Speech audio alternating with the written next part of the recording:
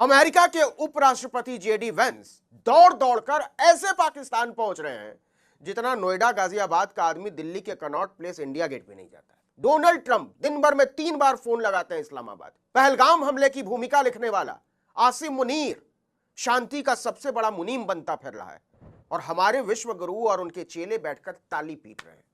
सबकी समझ में आ रहा है कि कहने को कोई कुछ भी कहे, कितना भी गाल बजा ले, कितने भी इश्तिहार छपवा ले, लेकिन दुनिया की नजरों में हम न 3 में हैं और न 13 में। एस जयशंकर भले पाकिस्तान को दलाल कहें, लेकिन हकीकत यह है कि अगर शांति वार्ता कराने में पाकिस्तान की कामयाबी की कामना इस धरती पर सबसे ज्यादा कोई कर रहा है तो वो नरेंद्र मोदी कर रहे होंगे। क्योंकि पाकिस्तान अगर ईरान और अमेरिका के बीच समझौता कराने में सफल हो जाता है तो नरेंद्र मोदी की झुकी हुई गर्दन में थोड़ी सी जुम्बिश आ सकती है। वरना यह पोल खुल चुकी है कि नकली विश्वगुरु की हालत खराब है, क्योंकि बेंजामिन के देश को पापा बनाने के चक्कर में लंका लग चुकी है भारत की विदेश नीति की। इस वीडियो को अंत तक देखिए और समझिए कि कैसे अमेरिका और इजराइल की आरती उतारते उतारते बड़े हजूर दुनिया की नजरों में हास्यास्पद हो चुके हैं, और उन देशों की नजरों में तो बहुत ज्यादा जिनके नेतृत्व की दावेदारी हासिल करने के लिए हजूर के पहले वालों ने कड़ी मेहनत की थी। लेकिन कमअक्ली, कमजोरी और कमबख्ती ने सारा बेड़ा गर्क कर दिया है। चलिए विस्तार से समझते हैं इसको। जिस ईरान से याराना था वो हमारे जहाजों पर गोली दाग रहा है। होर्मुज से ईरान नहीं निकलने दे रहा हमारे जहाजों को, वहां से निकल भी गए तो अमेरिका नाकेबंदी किए बैठा है। वैसे तो डोनाल्ड से लेकर बीबी तक सब दोस्त ही हैं हजूर के, लेकिन अब सबने मिलकर तेल निकाल रखा है भारत का। विश्वगुरु का क्या है, उनके मशरूम की सप्लाई मुसलसल जारी है, लेकिन इसकी भारी कीमत भारत की जनता चुका रही है और चुकाएगी। अब डूबी हुई लुटिया को बचाने के लिए इतिहास के सबसे नाकाम राष्ट्रीय सुरक्षा सलाहकार अजीत डोवाल को सऊदी अरब भेजा गया, और डोवाल के अरब की धरती पर उतरते ही दिल्ली की गोदी मीडिया में फैलाया जाने लगा कि मोदी के जलवे का प्रसार करने सऊदी गए हैं डोवाल। विदेश मंत्रालय के प्रवक्ता रणधीर जायसवाल ने कहा कि प्रधानमंत्री के निर्देश पर खाड़ी देशों में हमारा आउटरीच जारी है। आउटरीच कहते हैं गिड़गिड़ाने को। इसी कड़ी में राष्ट्रीय सुरक्षा सलाहकार अजीत डोवाल सऊदी अरब पहुंचे, जहां उनकी अलग अलग सऊदी नेताओं के साथ अलग अलग मसलों पर बात हुई। भाई वाह।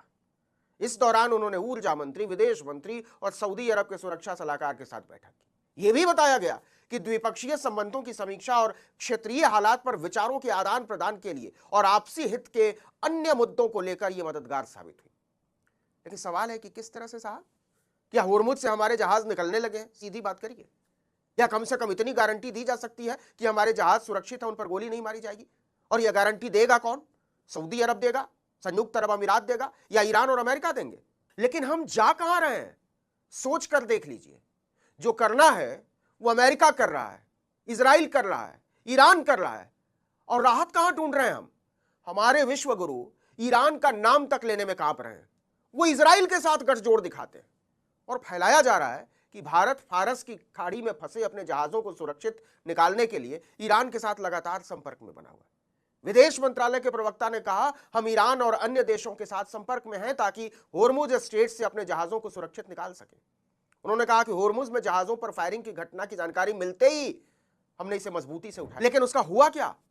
रणधीर जायसवाल ने कहा, हमने ईरानी राजदूत को बुलाया, तलब किया, विदेश सचिव के साथ मीटिंग में उन्हें घटना को लेकर हमारी चिंताओं से कड़ाई से अवगत कराया गया और इस बात को दोहराया गया कि हमारे लिए हमारे नाविकों की सेफ्टी और सिक्योरिटी बहुत ज्यादा जरूरी, महत्वपूर्ण है और उनकी आवाजाही निर्बाध होनी चाहिए।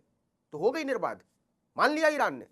ईरानी राजदूत ने तो विदेश मंत्रालय से बाहर निकलते ही कहा, ठीक है, हम भारत की चिंताओं की जानकारी अपने मुल्क के अधिकारियों तक पहुंचा देंगे। क्या ईरान ने कहा कि हमसे गलती हो गई, या आगे से हम ध्यान रखेंगे, या आपके जहाजों पर हमारी कोई पाबंदी नहीं होगी? तो इसका सीधा जवाब है नहीं। अब जरा खेल को और ठीक से समझिए, बारीकी क्या है। ईरान संकट के बीच शांति का कटोरा लेकर सऊदी अरब क्यों पहुंचे एनएसए अजीत डोवाल? क्योंकि सऊदी अरब की पाकिस्तान के साथ भी डिफेंस डील है। साथ ही सऊदी अरब उन खाड़ी देशों में भी शामिल है जो अमेरिका और इजराइल के साथ युद्ध की वजह से ईरान का निशाना बना है। लेकिन विश्वगुरु के माथे पर आए पसीने की जो असली वजह है वो ये कि सऊदी ब्रिक्स का भी सदस्य है, जिसमें ईरान और संयुक्त अरब अमीरात भी शामिल है, और इसकी प्रेसिडेंसी अभी भारत के पास है। खेल यहां है। इससे भी बड़ी बात, इसी महीने दिल्ली में इसकी एक बड़ी बैठक भी होने वाली है। ब्रिक्स का मतलब मुख्य तौर पर है बी से ब्राजील, आर से रशिया, आई से इंडिया और ईरान, सी से चाइना और एस से साउथ अफ्रीका।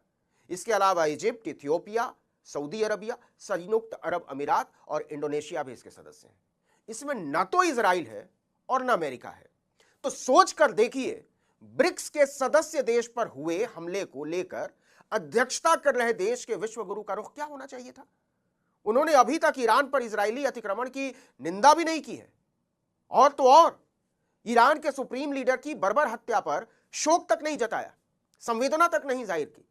हम फिर से याद दिला दें कि ईरान ब्रिक्स का सदस्य देश है और भारत अभी इसकी अध्यक्षता कर रहा है।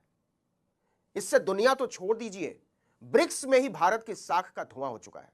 नैतिक सर्वोच्चता की बत्ती लगाकर इजराइल की तरफदारी का जो परचम लहराया गया है, उसने भारतीय नेतृत्व को संसार के सबसे कायर राष्ट्राध्यक्षों में शुमार कर दिया है। आप शायद इस बात पर हैरान रह जाएंगे कि ब्रिक्स G20 के बाद संसार के सबसे प्रभावी अंतर्राष्ट्रीय समूहों में से एक है। यह संसार की लगभग 50% आबादी का प्रतिनिधित्व करता है।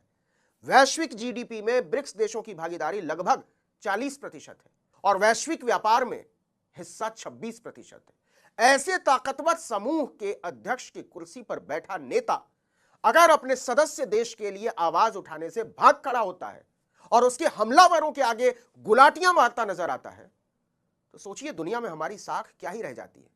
हकीकत यह है कि जब दिल्ली में ब्रिक्स की बैठक होगी तो ईरान के प्रतिनिधि के सामने नकली विश्व गुरु की नजरें झुकी होंगी, क्योंकि उनसे पूछा जाएगा कि एक ऐसे कमजोर नेता को अध्यक्ष बनाने का फायदा क्या, जो अपने सदस्य देशों के हितों से भी ज्यादा उसकी संप्रभुता पर डर के मारे जुबान तक न खोलता हो। और इस सवाल के समर्थन में जब रूस, चीन और ब्राजील जैसे बड़े देश खड़े होंगे तो भारत की उम्मीद सऊदी अरब और संयुक्त अरब अमीरात जैसे देशों से लगी होगी कि ऐसी बेइज्जती की सूरत में कम से कम तुम तो साथ मत छोड़ना।